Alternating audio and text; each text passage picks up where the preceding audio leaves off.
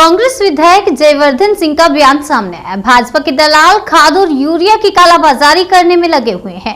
प्रदेश के किसानों को जितना खाद चाहिए था उनका खाद किसानों को नहीं मिला। गुना जिला कलेक्टर से प्रमाण के साथ शिकायत की थी, लेकिन आज दिनांक तक खाद माफियाओं के खिलाफ कोई कार्रवाई नहीं हुई। पंचायत चुनाव को लेकर बीजेपी सरकार ने बड़ा खेल किया है। पंचायत चुनाव को लेकर सरकार का अध्यादेश सही नहीं था।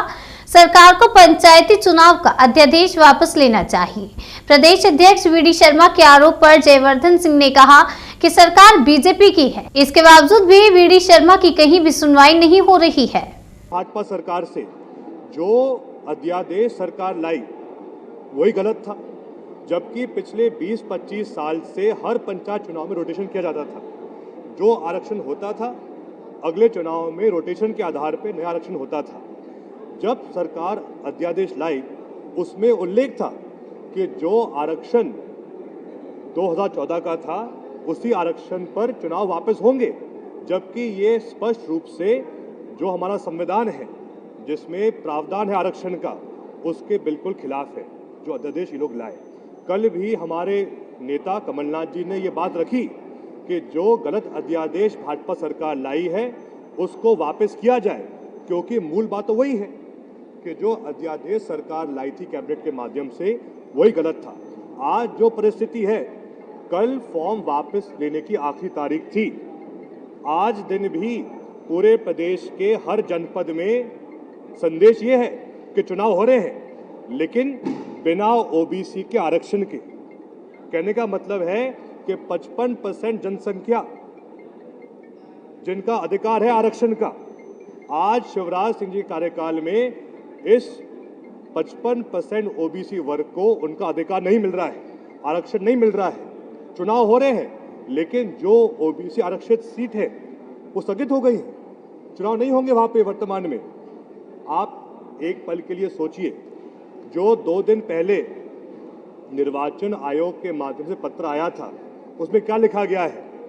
जहां चुनाव हो रहे हैं जनरल सीट पर, एससी एसटी सीट पर, वहां मतगणना होगी लेकिन रिजल्ट नहीं दिया जाएगा। सर सवाल ये है कि गृह मंत्री नरोत्तम मिश्रा बोल रहे हैं कि कोरोना बढ़ रहा है, ऐसे में लोगों की जान ज्यादा। उनकी बात कौन सुन रहा है? खुद ही आप जानते हैं कि सीएम साहब और उनमें तालमेल नहीं बन पाता है। तो मैं पुनः वही बात कहूंगा, कल मुख्यमंत्री जी कहते हैं कि ओबीसी के आरक्षण के बिना चुनाव नहीं होगा। सुप्रीम कोर्ट में अर्ली हियरिंग के लिए हम मांग करेंगे। क्या हुआ अर्ली हियरिंग का? क्यों नहीं सुनवाई हुई सुप्रीम कोर्ट में? सरकार पंचायत प्रदेश से लेकर देश में भाजपा की है, फिर भी ये भाजपा सरकार की ये स्थिति हो गई है कि पंचायत चुनाव भी नहीं करा पा रहे ठीक से। सर सवाल ये है कि क्या सरकार फंसी हुई है इसलिए कोरोना की आड़ में चुनाव को टालना चाहिए, क्योंकि गृह मंत्री व्यक्तिगत असल में होता ये है, जितना एक व्यक्ति को विधायक का अनुभव होता है, उनका मंत्री का अनुभव होता है, तो उनका काम धीरे धीरे बेहतर होता है। लेकिन शिवराज सिंह जी, जितना उनका जो कार्यकाल मुख्यमंत्री का है, जितना वो बढ़ते जा रहा है, उनसे और गलतियां होती जा रही हैं। तीसरे कार्यकाल में जब वो वापस आए थे, व्यापम घोटाला सामने आया, ई टेंडरिंग घोटाला सामने आया। का चौथा कार्यकाल है, कोविड की जो तबाही मची थी वो ये लोग संभाल नहीं पाए, और पंचायत चुनाव भी ठीक से नहीं करा पा रहे हैं। ये असलियत है शिवराज सिंह जी की सरकार के और भाजपा सरकार की। सर मतलब ये है कि कोरोना कर्फ्यू की इस साल हमने देखा कि जब किसानों की डिमांड थी डीएपी और खाद के लिए, इस पूरे सीज़न में खाद की भी और डीएपी की भी बहुत कमी महसूस हुई।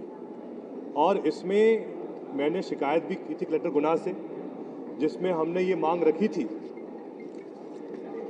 और ये हमने प्रमाण सहित सबूत दिए थे, जिसमें कि भाजपा के दलाल खाद के और डीएपी के कालाबाजारी कर रहे थे।